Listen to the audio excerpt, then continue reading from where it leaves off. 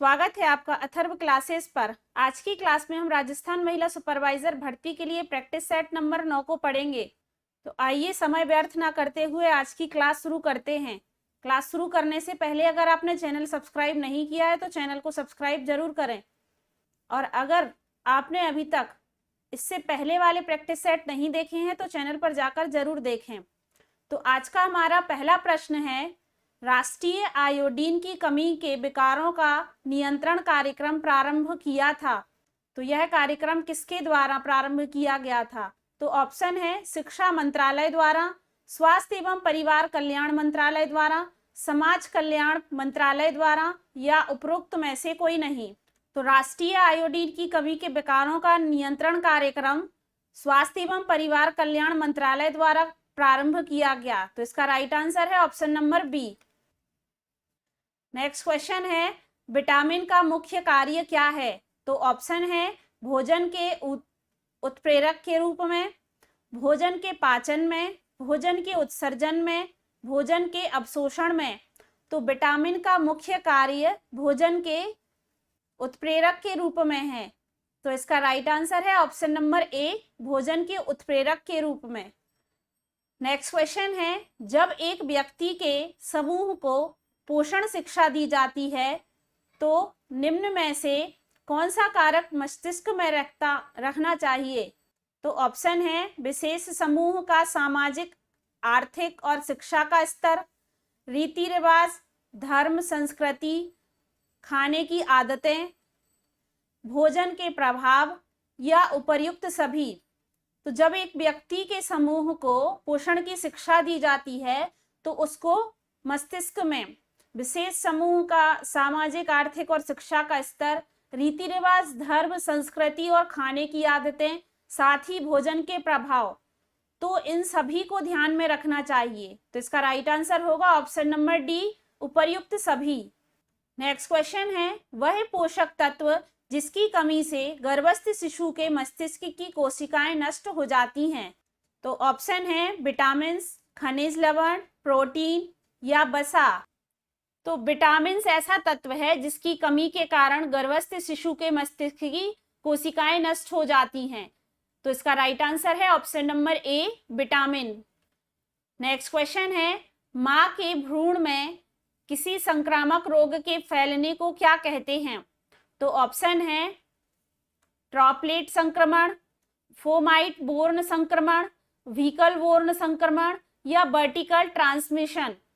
तो मां के भ्रूण में किसी संक्रामक रोग के फैलने को व्हीकल बोर्न संक्रमण कहते हैं। तो इसका राइट आंसर होगा option number C. Next question है, 24वें सप्ताह में गर्भवती शिशु का वजन लगभग कितना होता है? यहां पर है गर्भस्थ शिशु का वजन। तो ऑप्शन दिए हैं 750 ग्राम, 550 ग्राम, 600 ग्राम, या 700 ग्राम। तो 24वें सप्ताह में गर्भस्थ शिशु का वजन 700 ग्राम होता है। तो इसका राइट आंसर होगा ऑप्शन नंबर डी, 700 ग्राम। नेक्स्ट क्वेश्चन दिया है, निम्नलिखित में से किसी शिशु में हाइपोकैल्सीमिया की स्थिति पैदा हो जाती है? तो ऑप्शन दिए हैं मधुमेही माता के शिशु में, स्तनपान नहीं करने वाले शिशु में, समय के साथ समय के मान से हल्के शिशु में, या यह सभी। तो शिशु में हाइपोकैल्सीमिया की स्थिति पैदा हो जाती है जिन बच्चों में मधुमेही माता के शिशु में, स्तनपान नहीं करने वाले शिशु में, समय के मान से हल्के शिशु में। तो इन सभी प्रकार के बच्चों में हाइपोकैल्सीमिया की स्थिति पैदा हो जाती है। तो इसका राइट आंसर होगा ऑप्शन नंबर डी, यह सभी। नेक्स्ट क्वेश्चन है, राष्ट्रीय टीकाकरण सारणी के अनुसार शिशु में कितने रोगों के लिए टीकाकरण किया जाता है? तो ऑप्शन है 4, 5, 6, या 7। राष्ट्रीय टीकाकरण सारणी के अनुसार शिशु में 6 रोगों के लिए टीकाकरण किया जाता है। तो याद रखिए कि राष्ट्रीय टीकाकरण सारणी के अनुसार शिशु को 6 रोगों के लिए टीके लगाए जाते हैं। तो भारत में जिन 6 बीमारियों के प्रति प्रतिरोधक टीके उपलब्ध हैं उनमें सबसे पहले है टीबी या क्षय रोग, और फिर है डिप्थीरिया, टिटनेस, काली खांसी, पोलियो और खसरा। तो इस प्रकार इन 6 रोगों के लिए टीकाकरण सारणी में टीके लगवाए जाते हैं। तो इसका राइट आंसर होगा option number C, 6। Next question है, पल्स पोलियो अभियान टीकाकरण का प्रथम चरण कब शुरू हुआ था? तो ऑप्शन है दिसंबर 1994, दिसंबर 1995, मई 1994 या मई 1996। तो पल्स पोलियो अभियान टीकाकरण का जो प्रथम चरण है वह दिसंबर 1995 को शुरू हुआ था। तो इसका राइट आंसर होगा ऑप्शन नंबर बी, दिसंबर 1995। आप लोग भी वीडियो को रोककर आंसर जरूर दीजिए कमेंट बॉक्स में। तो आइए देखते हैं हम अपना अगला प्रश्न। बाधित व्यक्ति को विविध प्रशिक्षण देकर उच्चतम कार्य की योग्यता का विकास करना क्या कहलाता है? तो ऑप्शन है निरोधन, सामाजिक पुनर्वास, मनोवैज्ञानिक पुनर्वास या पुनर्वास। तो बाधित व्यक्ति को विविध प्रशिक्षण देकर उच्चतम कार्य की योग्यता का विकास करना पुनर्वास कहलाता है। तो इसका राइट आंसर है ऑप्शन नंबर डी, पुनर्वास। नेक्स्ट क्वेश्चन है, निम्न में से अंडा किसका अच्छा स्रोत है? तो ऑप्शन है अनिवार्य अमीनो अम्ल का, अनिवार्य बसीय अम्ल का, विटामिन का या खनिज तत्वों का। तो अंडा सबसे अच्छा स्रोत किसका है? अनिवार्य अमीनो अम्ल का। तो इसका राइट आंसर है option number A. Next question है, संगम योजना का क्या उद्देश्य है? तो ऑप्शन दिए हैं शुद्ध पीने के पानी की व्यवस्था, नदियों की सफाई की व्यवस्था, सांप्रदायिक सद्भावना को बढ़ावा, विकलांगों की सहायता। तो संगम योजना का जो उद्देश्य है वह विकलांगों की सहायता करना है। तो इसका राइट आंसर है ऑप्शन नंबर डी, विकलांगों की सहायता करना। साथ ही याद रखिए कि संगम योजना 15 अगस्त 1996 में शुरू की गई थी। नेक्स्ट क्वेश्चन है, जवाहर रोजगार योजना के विषय में निम्नलिखित में से क्या सही है? तो ऑप्शन है यह इंदिरा गांधी के प्रधानमंत्रित्व काल में आरंभ की गई थी। इसका लक्ष्य प्रति वर्ष 10 लाख लोगों के लिए रोजगार उपलब्ध कराना है। जवाहर रोजगार योजना का लक्ष्य समूह गरीबी रेखा के नीचे रहने वाले नगर निवासी हैं। इस योजना के अधीन जनित रोजगार का 30% स्त्रियों के लिए आरक्षित है। तो जवाहर रोजगार योजना के विषय में जो सही बात है वह यह है कि इस योजना के अधीन जनित रोजगार का 30% स्त्रियों के लिए आरक्षित है। तो इसका राइट आंसर है ऑप्शन नंबर डी। साथ ही याद रखिए कि जवाहर रोजगार योजना की जो शुरुआत है वह 1989 में राजीव गांधी सरकार द्वारा शुरू की गई थी।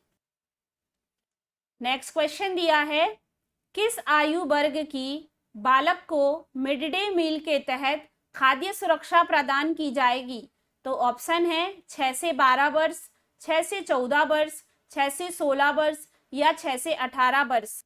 तो 6 से 14 वर्ष के बालकों को मिड डे मील के तहत खाद्य सुरक्षा प्रदान की जाएगी। तो इसका राइट आंसर है ऑप्शन नंबर बी, 6 से 14 वर्ष। नेक्स्ट क्वेश्चन दिया है, शिक्षा का अधिकार अधिनियम कब लागू हुआ? तो ऑप्शन है वर्ष 2008 में, वर्ष 2009 में, वर्ष 2011 में, वर्ष 2012 में। तो शिक्षा का अधिकार अधिनियम वर्ष 2009 में लागू हुआ था। तो इसका राइट आंसर होगा ऑप्शन नंबर बी, वर्ष 2009 में। साथ ही याद रखिए कि इस योजना को प्रभावी बनाने के लिए 4 अगस्त 2009 को लोकसभा में यह अधिनियम पारित किया गया था और यह 1 अप्रैल 2010 को पूरे देश में लागू हुआ था। तो प्रश्न यहां से भी बन सकता है कि यह लोकसभा में यह अधिनियम कब पारित हुआ था? तो 4 अगस्त 2009 को, और यह पूरे देश में लागू हुआ था 1 अप्रैल 2010 को। लेकिन इस एक्ट का नाम है शिक्षा का अधिकार अधिनियम 2009। साथ ही याद रखिए कि इस शिक्षा का अधिकार अधिनियम के अनुसार भारत में 6 से 14 वर्ष की आयु वर्ग के सभी बच्चों के लिए मुफ्त एवं अनिवार्य शिक्षा उपलब्ध कराना इसका मुख्य उद्देश्य था। अगर इसका उद्देश्य पूछा जाए आपसे कि शिक्षा का अधिकार अधिनियम का उद्देश्य क्या है, तो इसका जो मुख्य उद्देश्य है वह 6 से 14 वर्ष के सभी बच्चों के लिए मुफ्त एवं अनिवार्य गुणवत्तापूर्ण शिक्षा प्रदान करना है। नेक्स्ट क्वेश्चन है, जब बच्चा दूसरों के कार्य या व्यवहार को देखकर उसी तरह कार्य व्यवहार करता है तो उसे क्या कहते हैं? तो ऑप्शन है प्रेरणा, मूल प्रवृत्ति, अनुकरण या अनुबंधन। तो जब बच्चा दूसरों के कार्य या व्यवहार को देखकर उसी तरह कार्य या व्यवहार करता है तो उसे अनुकरण कहते हैं। अनुकरण से मतलब इमिटेशन या दूसरों की नकल करके सीखना। तो इसका राइट आंसर होगा ऑप्शन नंबर सी, अनुकरण। नेक्स्ट क्वेश्चन है, बालकों में स्वाध्याय की आदत के विकास का सर्वोत्तम तरीका क्या है? तो ऑप्शन है उपर्युक्त स्थान, छात्रों को पढ़ाने को कहना, छात्रों के सामने स्वयं पढ़ना या छात्रों से बिल्कुल बात ना करना। तो बालकों को स्वाध्याय की आदत के विकास का जो सर्वोत्तम तरीका है वह यह है कि छात्रों के सामने स्वयं पढ़ना। तो इसका राइट आंसर होगा ऑप्शन नंबर सी, छात्रों के सामने स्वयं पढ़ना। नेक्स्ट क्वेश्चन है, किसी बच्चे में सीखने के लिए किस नियम का होना आवश्यक है? तो ऑप्शन है रटने का नियम, तत्परता का नियम, बहु प्रतिक्रिया का नियम, व्यवस्थित प्रतिक्रिया का नियम। तो सीखने के लिए तत्परता का नियम होना आवश्यक है। तो इसका राइट आंसर होगा ऑप्शन नंबर बी, तत्परता का नियम।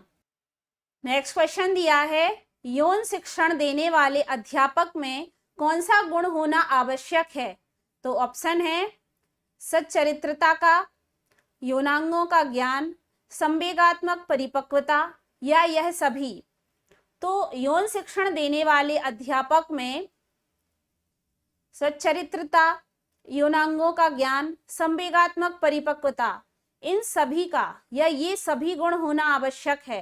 तो इसका राइट आंसर होगा ऑप्शन नंबर डी, यह सभी। नेक्स्ट क्वेश्चन है, बालक की संस्थागत देखभाल के अंतर्गत आता है। तो ऑप्शन है शारीरिक विकास, मानसिक विकास, चारित्रिक विकास या यह सभी। तो बालक की संस्थागत देखभाल के अंतर्गत उसका शारीरिक विकास, उसका मानसिक विकास, उसका चारित्रिक विकास, ये सभी विकास आते हैं। तो इसका राइट आंसर होगा ऑप्शन नंबर डी, यह सभी। नेक्स्ट क्वेश्चन दिया है, उच्छ्वास का संधि विग्रह क्या है? तो ऑप्शन दिए हैं उच्च धन श्वास, उत्तधन श्वास, उद्धन श्वास या उच्छधन श्वास। तो इसका हम संधि विग्रह करेंगे तो इसका संधि विग्रह होगा उत्तधन श्वास। तो इसमें कौन सी संधि होगी? व्यंजन संधि होगी। तो याद रखिए प्रश्न यहां से भी बन सकता है कि उच्छ्वास में कौन सी संधि है? तो उच्छ्वास में व्यंजन संधि है। यहाँ पर क्या हुआ है, आधा चा का आधा ता हो जाता है, या सॉरी ऐसा कह सकते हैं कि जब इसको संधि बनाते हैं उत्तधन श्वास को, तो इसका आधा ता का आधा चा हो जाता है और आधे शा का छा हो जाता है। तो इस प्रकार उत्तधन श्वास उच्छ्वास हो जाता है। नेक्स्ट क्वेश्चन है, नीलांबर में कौन सी संधि है? तो ऑप्शन है स्वर संधि, व्यंजन संधि, विसर्ग संधि या यण संधि। तो अगर हम इसका संधि विच्छेद करेंगे तो इसका संधि विच्छेद होगा नील धन अंबर। तो नीलांबर होगा तो इसमें होगी स्वर संधि। तो इसका राइट आंसर होगा ऑप्शन नंबर ए, स्वर संधि। नेक्स्ट क्वेश्चन दिया है, महाधन ईस, इसकी संधि क्या है, क्या बनेगी? तो ऑप्शन दिए हैं महस, महेश, महिष या महाइस। तो महाधन ईस, इसकी संधि क्या बनेगी? महेश, क्योंकि बड़ा आ और बड़ी ई मिलकर बड़े ए की मात्रा बनाएंगे। तो महाधन इज महेश। तो इस प्रकार इसमें गुण स्वर संधि होगी। महेश में गुण स्वर संधि होगी और इसका संधि विच्छेद होगा महाधन ईस। तो इस प्रकार इसका राइट आंसर होगा option number B, Mahesh. Next question दिया है अन्वेषण का संधि विग्रह करें। तो ऑप्शन दिए हैं अन्वेषण, अनुधनवेषण, अनुधन एषण, अनुधन एषण या अनुधन एषण। तो अन्वेषण का अगर हम संधि विच्छेद करेंगे तो इसका संधि विच्छेद होगा अनुधन एषण। तो इस प्रकार इसमें यण संधि होगी, यण स्वर संधि। तो ऑप्शन को देखेंगे तो इसका राइट आंसर होगा ऑप्शन नंबर डी, अनुधन एषण। नेक्स्ट क्वेश्चन दिया है निम्नलिखित प्रश्नों में से उपर्युक्त शब्द द्वारा रिक्त स्थान की पूर्ति कीजिए। तो ऑप्शन दिया है इस समारोह की सफलता का खालिस्तान हमारे विधान अध्यक्ष को मिलना चाहिए। तो ऑप्शन है भार, श्रेय, उत्तरदायित्व या दायित्व। तो अगर हम वाक्य पढ़ेंगे तो लिखा है कि इस समारोह की सफलता का हमारे विधानाध्यक्ष को मिलना चाहिए। तो क्या मिलना चाहिए? श्रेय मिलना चाहिए। तो इसका राइट आंसर होगा ऑप्शन नंबर बी, श्रेय। एक और इसी प्रकार प्रश्न दिया है, लिखा है आज मैं अपने मित्र के आने की खालिस्तान कर रहा हूं। तो ऑप्शन है अभिलाषा, इच्छा, प्रतीक्षा या कामना। तो आज मैं अपने मित्र के आने की अभिलाषा कर रहा हूं, ये तो नहीं होगा। आज मैं अपने मित्र के आने की इच्छा कर रहा हूं, ये भी नहीं बनेगा। तो आज मैं अपने मित्र के आने की प्रतीक्षा कर रहा हूं, यही इसका राइट आंसर होगा। तो ऑप्शन नंबर सी इसका राइट आंसर होगा, प्रतीक्षा कर रहा हूं। एक और दिया है इसी प्रकार प्रश्न, जो काम के द्वारा किए गए उपकार को ना माने उसे खालिस्तान कहते हैं। तो ऑप्शन दिए हैं कृतघ्न, कृतज्ञा, कृपण या कृतकृत्य। तो जो काम के द्वारा किए गए उपकार को ना माने उसे कृतज्ञा कहते हैं। तो इसका राइट आंसर है ऑप्शन नंबर बी, कृतज्ञा। नेक्स्ट क्वेश्चन दिया है बेईमान कैसा उपसर्ग है। तो ऑप्शन दिए हैं तद्भव, तत्सम, विदेशी या देशज। तो बेईमान एक विदेशी शब्द है, तो इसका राइट आंसर होगा ऑप्शन नंबर सी, विदेशी। नेक्स्ट क्वेश्चन दिया है विज्ञान में कौन सा उपसर्ग जोड़ा गया है। तो ऑप्शन दिए हैं विज्ञ, ज्ञान, बी या अन। तो अगर इसका उपसर्ग पता करना है तो इसका हम संधि विच्छेद कर देंगे। तो विज्ञान, वी धन ज्ञान। तो इसमें कौन सा है उपसर्ग? बी। तो इसका राइट आंसर होगा option number C, B. Next question दिया है जन्मांध कौन सा समास है। तो ऑप्शन है तत्पुरुष समास, द्वंद्व समास, बहुव्रीहि समास या अव्ययी भाव समास। तो जन्मांध का अगर हम समासिक विग्रह करेंगे तो इसका समासिक विग्रह होगा जो जन्म से अंधा हो। जो जन्म से अंधा हो, तो इसमें कौन सा समास होगा?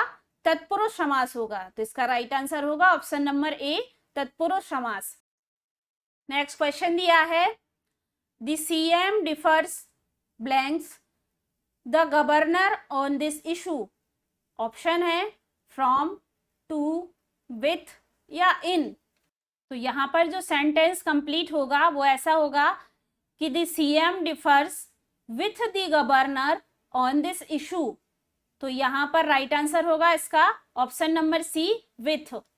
नेक्स्ट क्वेश्चन है Chintu is blanks small to start playing cricket now.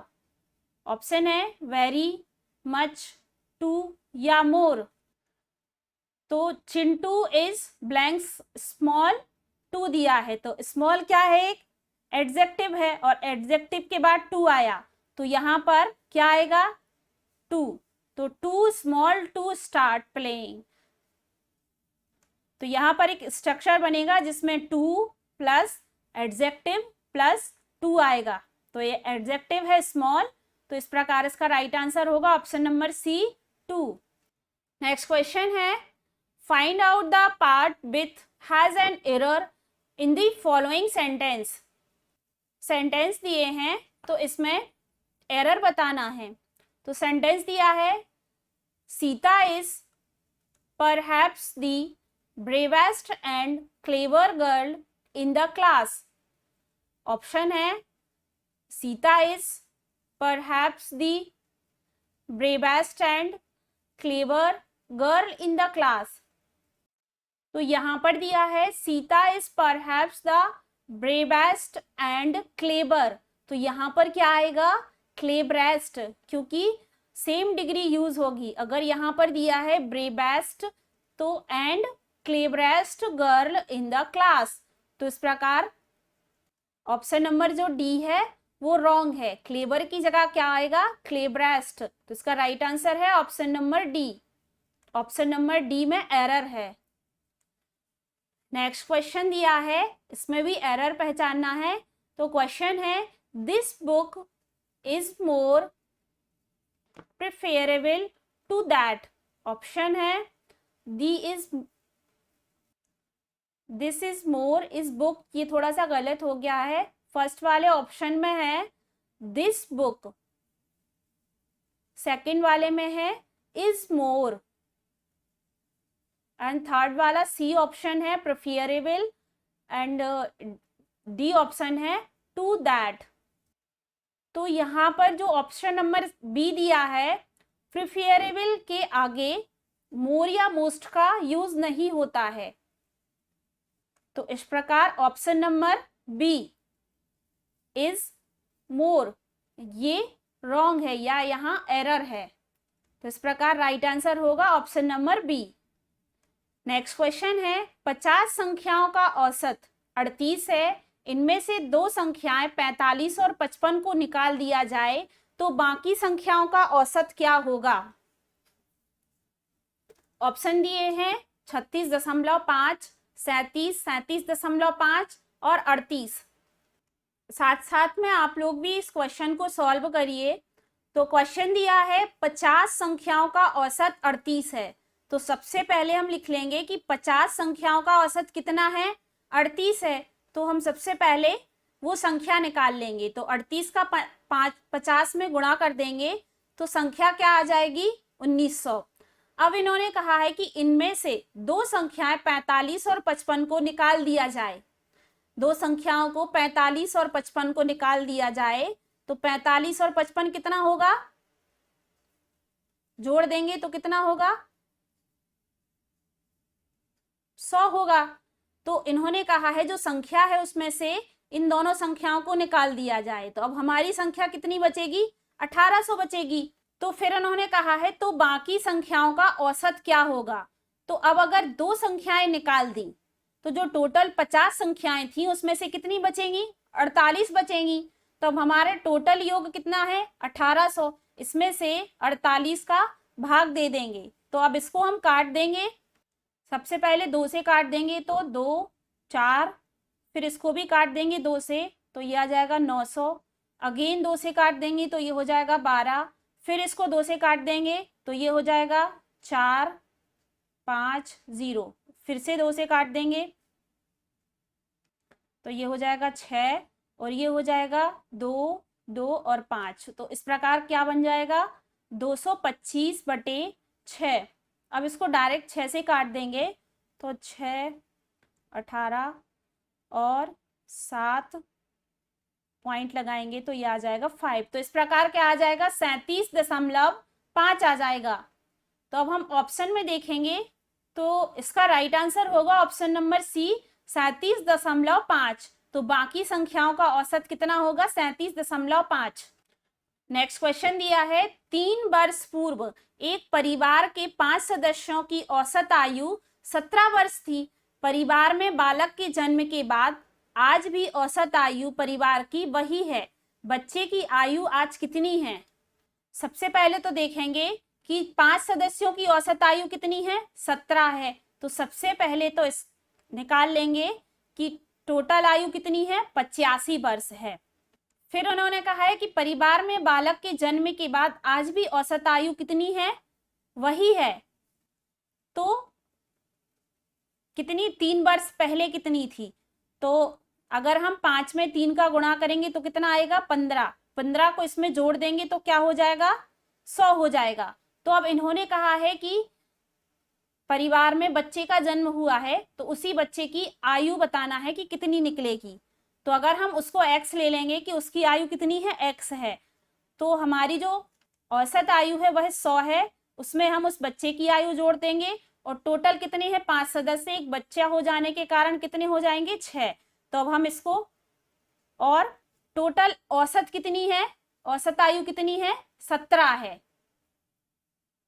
तो अब इसको सॉल्व कर लेंगे तो सीधा 17 में 6 का कर देंगे गुणा,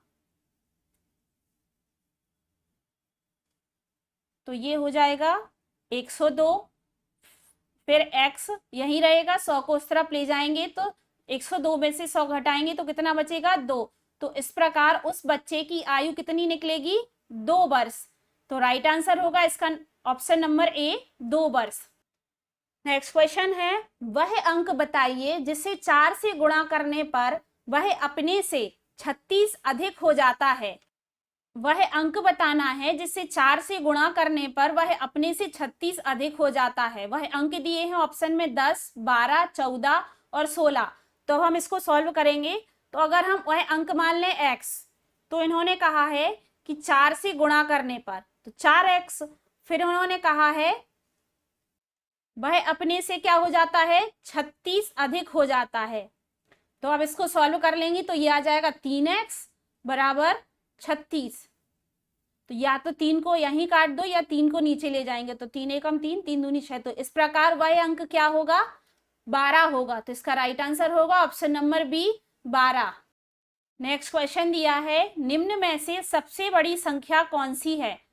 तो ये सॉल्व करना है और इसमें बताना है कि सबसे बड़ी संख्या कौन सी है। सबसे पहले दिया है 2 × 2 का स्क्वायर और होल स्क्वायर दिया है। तो सबसे पहले वाली सॉल्व कर लेंगे। तो दिया है 2 में 2 का गुणा करेंगे तो कितना आएगा? 4 के ऊपर 2 की घात के ऊपर 2 की घात है। तो 2 का 2 बार करेंगे तो हो जाएगा 4 चौके 16 और 16 का स्क्वायर करेंगे तो कितना आएगा? 16 का स्क्वायर कितना होता है? 256।